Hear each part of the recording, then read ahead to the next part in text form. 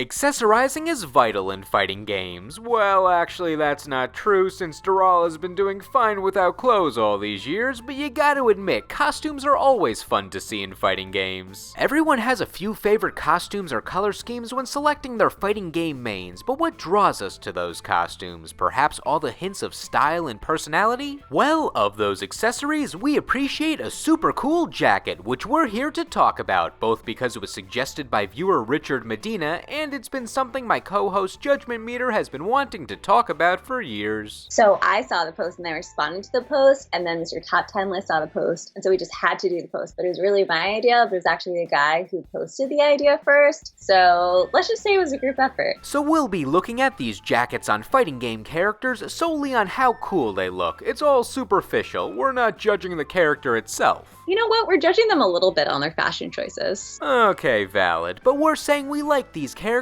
based on their fashion choices and possible backstory on why they chose that particular jacket. It's a judgment you want from us. As for the restrictions, the characters here simply have to have an origin in a fighting game, no other limitations, so prepare for SNK characters to dominate this list since man, SNK knows how to design a nice jacket. Now, let's get stylish with the top 10 jackets in fighting games. Number 10, Maxie's jacket in Soul Calibur 5. In a game that has a lot of customization options, Maxie's white jacket is one of a kind, not usually being available for any old character. It was featured in his main outfit in Soul Calibur, but when they brought it back in Soul Calibur 3 and 5, they added a lot more detail. The jacket is more fuzzy now, with added colors. While the Tiger Dragon shoulder pads from 3 add some cool elaborate detail alongside the blue accents, my favorite jacket is from Soul Calibur 5. The additions of black and maroon mesh well with the white, and he still has funky shoulder pads. Well, the best thing I like about this coat is the fur lining. Look at that. It's warm. You know, assume that he would put a shirt on underneath, but the jacket itself is warm. Well, actually, Maxie starts off the trend on this list of characters who wear a jacket but don't put on a shirt underneath. A jacket or coat may have the primary purpose of giving you another layer of warmth, but Maxie and various other characters we'll see just use the jacket to add a kiss of style when showing off their bare, bulging muscles. That being said, he can still be warm with his alternate costume in Soul Calibur 4, where he puts on a scarf. Does he now? Well, it's balanced with the first costume since he loses the jacket in that one, so pick your method of additional body heat. For the sake of this topic, I suggest the jacket. Don't get in my way! Great KO. Just like the good old days. Hey, Killick?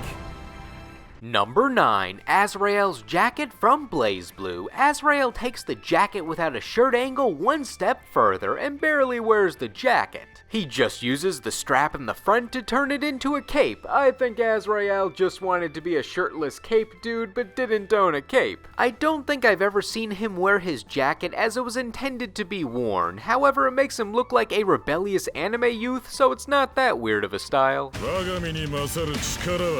What is up with his pants? I know this isn't a pants list, but like, what's up with his pants? I wasn't prepared to talk about his non-jacket items. Oh my god, he's wearing 2 belts. What is up with this dude? It's like cowboy pants, gaucho pants, not gaucho pants. He has one assless chap, one cheekless chap, and oh no, it's 1 belt, but it has 2 buckles. You know, just a backup buckle in case the first one breaks. People slash swords at waist level in this universe. You can never be too careful. Oh, I totally forgot about his jacket. The purple is rockin'. See, we always get to the point eventually here. Seriously, I'm noticing so many things. His jacket even has some fighting utility to it as it acts as one of his kicks, but regardless of how much he flings it around, he never stains that delicate white color and it always finds a way back to its original position.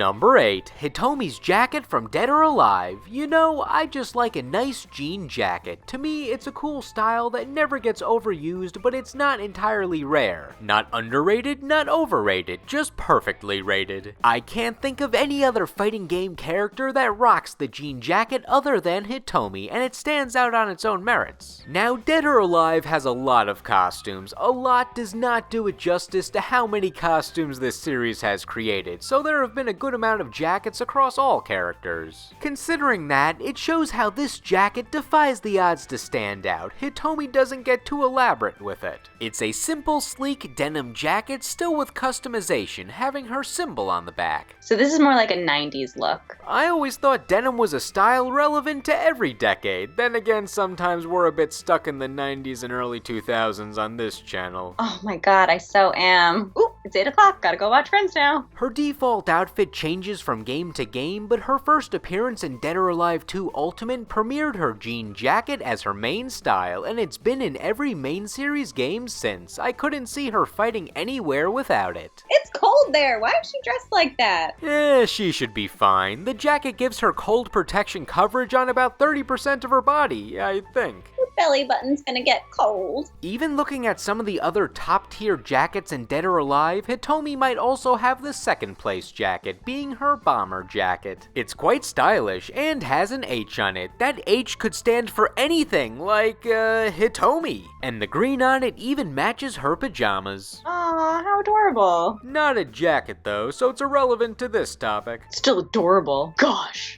Mom.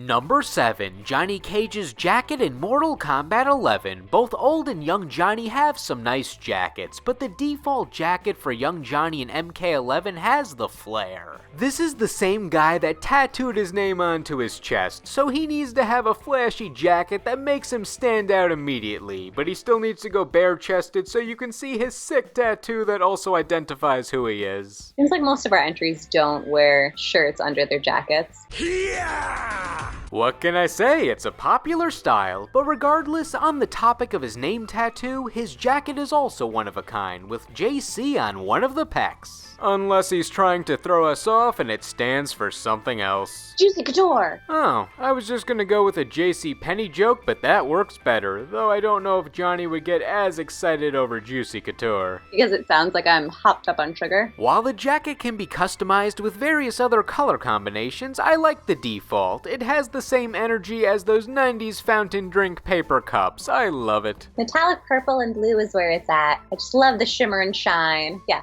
shimmer and shine. That's what we wanted to put on our mermaid list. But you know what? I forgot the name and Mr. Top 10 List wouldn't put it on it because I couldn't remember the name. So there. Genie list. Ah, damn it. Yeah, genies, not mermaids. See how nice he is? Anyway, Johnny Cage. Not only is he an expert at picking out the sunglasses, but he knows how to find a sleek jacket. Oh, I got eyes, brother. Number 6. Cammy's jacket in Street Fighter 4. Cammy decided to put a twist on the shirtless jacket style we've seen in previous entries with her alternate costume in Street Fighter 4. She saw that by removing one article of clothing from your basic outfit when wearing a jacket, you can increase your fashion sense tenfold, so she put on her jacket without standard leg wear, aka pants. I think that's just a leotard with long sleeves. That's what I thought at first too, but it's like a throwback to her Alpha Shadaloo costume, only modernized to fit her heroic Delta Red affiliation. You just have to look at it close up. Oh, it is a jacket. I'm rethinking now. I'm rethinking my life.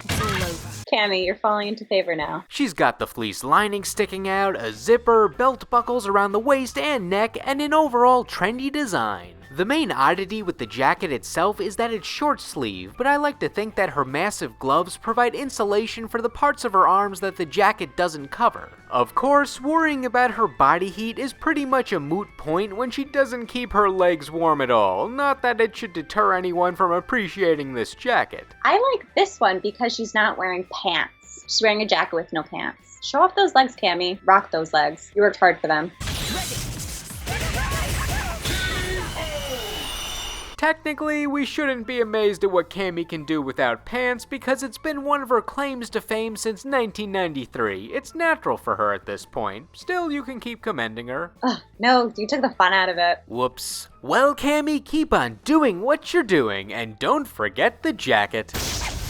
Lock on! Channel drive! Smasher!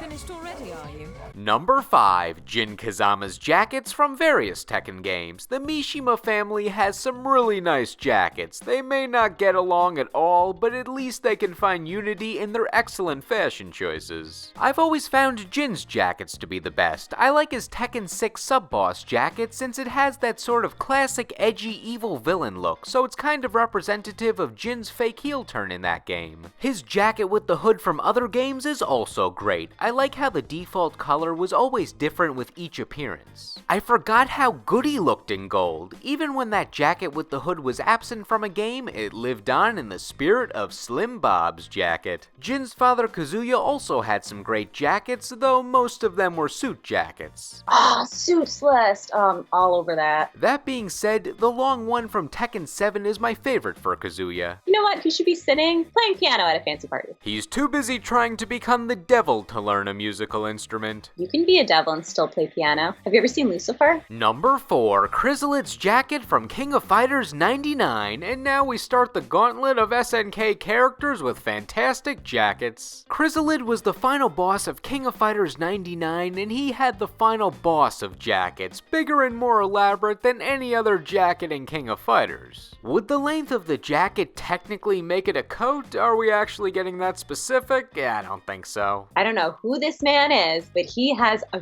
very fluffy collar and so many buckles and straps. But have you seen what's underneath? Oh no, he's hot. Oh, and it's purple. Do you guys know I love purple? His outfit under the jacket is supposed to analyze his opponent's moves and such, so the straps do have a purpose. Winner. As for the jacket itself, I'm not sure if it has a function where it also analyzes his foe in battle, or if it's just so big to hide all the tech under it, or if he just thinks it looks cool and it really has no other motive. Either way, when he's done wearing that jacket, he doesn't have time to carefully take it off and put it on a hanger, he just burns it. Oh my lord, what is happening? Well, he has fire powers and he uses them to disrobe quickly. At least we can now see his super sexy underwear. But it's on the outside. Doesn't change the fact that it's his super sexy underwear, he just doesn't follow societal norms of how clothing is worn. You know what? That's good. I'll give him points for that. Winner. Number 3, Blue Mary's jacket in Fatal Fury and King of Fighters. Blue Mary sometimes wears her jacket in battle and other times just goes with the tank top. Are you ready? However, regardless of the costume, she always wears that unnecessary extra belt that's like 2 times larger than needed. I gave a pass to Azrael, but this just seems excessive. That could slide off easily considering its size. I call that a tripping hazard. Oh my god, she has stars on her belt. Just like someone else I know. But not on the belt, on a jacket. Stop foreshadowing the next entry. She has 2 notable jacket colors, with the green one as the default and the red one when she's in her EX form, but I consider the green one to be the canonical jacket. Look at this fashionista pairing dark green with navy. Hey, not just blue, she also wears red with a spot of white too. Wow, so patriotic. I can't actually tell if you're being facetious or not. Well, if you are, any fashion choice made by Blue Mary is fine with me, except maybe this one. You know what? I'm not gonna argue with her. She's gorgeous. Her jacket is for more than just style, since it has series lore attached to it and may have been based on Android 18's Red Ribbon jacket. Blue Mary herself was designed after 18 from Dragon Ball Z, so it's a feasible conclusion. I also approve of Android 18's fashion choices. Her reason for wearing the jacket is that it's a memento given to her by her lover, and it's not Terry. The leather jacket she wears is a keepsake given to her as a gift from Butch. Who's Butch? Oh, I need to know more about Butch. Butch was Mary's boyfriend who worked with her dad as a police officer, so the jacket was a gift to her when they were dating. When on a mission, Butch and her father were killed by terrorists, so Mary keeps the jacket on her at all times to remember him. Even if she doesn't wear it in battle, it appears in some of her intros to still show the significance. The jacket's also just great at making her look like a badass. She's a master at posing with it. That's a really special leather jacket. We need to learn more lore about jackets. While I'd love to give you other examples, Blue Mary is the gold standard for jacket backstory in fighting games. Who else has a jacket as their main like on their bio? Aw, she's so cute. She loves ballads. And she's into baseball. Should that affect where she is on the list? No, I just think it's wholesome. So if this tale about a woman and her jacket doesn't convince you to like Blue Mary a little more, then at least be entertained that she has one of my favorite custom intros in the series with Terry, when she says, Can I say it? "Sure, go ahead." Let's fight, Terry. Let's fight, Terry!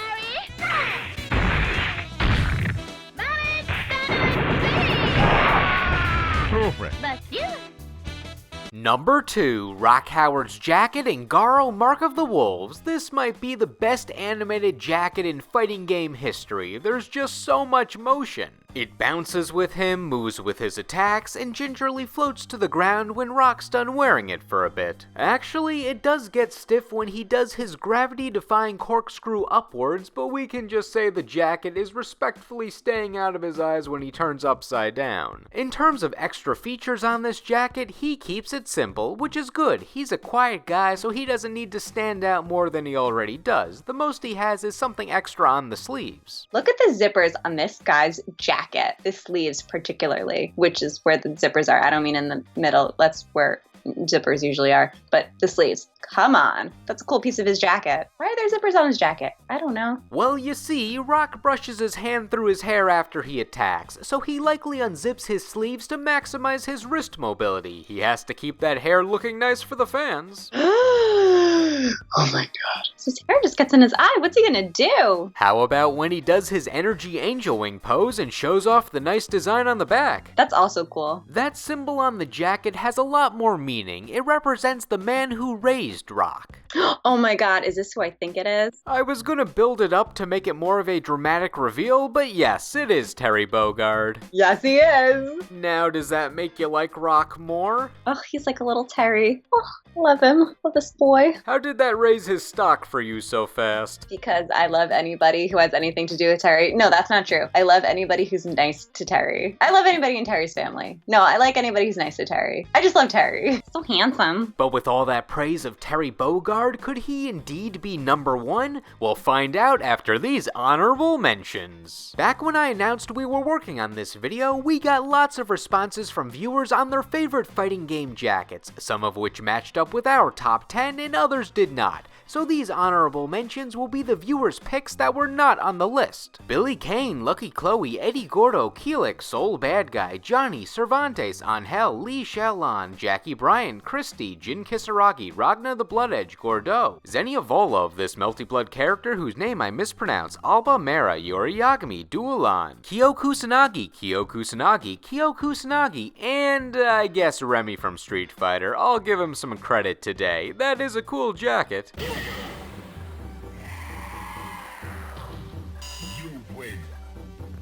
Here we are, folks, at the end of the list. This is what we've all been waiting for. Terry Bogard in his leather jacket. So excited. You're stealing my lines. I know, I'm really digging it. We all knew Terry Bogard would be number 1 since his jacket is king, and we implied it a lot in the previous entry, but still, he's deserving. Terry's main look doesn't actually have the jacket. He usually wears a vest, which is the sleeveless cousin of the jacket, but not quite in the jacket family like the coat is. In King of Fighters 14, his new outfit brought in a jacket with some stylish details that seemed like a nice evolution of the vest. It's his autumn style. It even has a reference to when Fatal Fury, his game of origin, came out. However, the ultimate jacket is his one from Garou Mark of the Wolves. This jacket had the right amount of detail, not too simple, but not too elaborate. It was perfect for Terry. With his design being relatively unchanged for about a decade by the time Garou came out, the 10-year in-game time skip gave gave the developers a good reason to revamp his look. Something about the leather jacket just feels like a natural evolution for his cool guy persona. It portrays both toughness and his fatherly nature, now having his adopted son rock. Or maybe that's just a gross overanalysis of the meaning of this jacket and we can all just appreciate how nice it looks. Love it. It's got the fur, it's got the star on the back, his beautiful hair, his beautiful golden locks. The hair's not relevant to the jacket, now you're just describing him in general. I know, we have to see it all together with the vintage jeans. What do you think about the word airborne written on it? Also fabulous. I initially thought he had airborne on it because he was now a pilot, but considering his bio still says he's just a world wanderer with off-screen part-time jobs, I guess he just likes that fighter pilot aesthetic, or maybe he just likes random words on things, like his hat that breaks the fourth wall. Terry can do anything. I would trust him to fly me anywhere. License or no license. I just want to be around Terry. I hope Terry's hearing all these compliments you're giving him. Hey, Terry! This is my tribute to Terry. So with a jacket that matches the immense popularity of his classic outfit and makes all the boys and girls go crazy, Terry's jacket gets the top spot on this list. Okay. KO. Okay. Now, what did you think? How great were these jackets, and which fighting game jackets did we not discuss that deserved more praise? Let us know what jacket is in season. Tell us in the comments section. Anyway, thank you all for watching, and we will see you in the next video. Bye, everyone.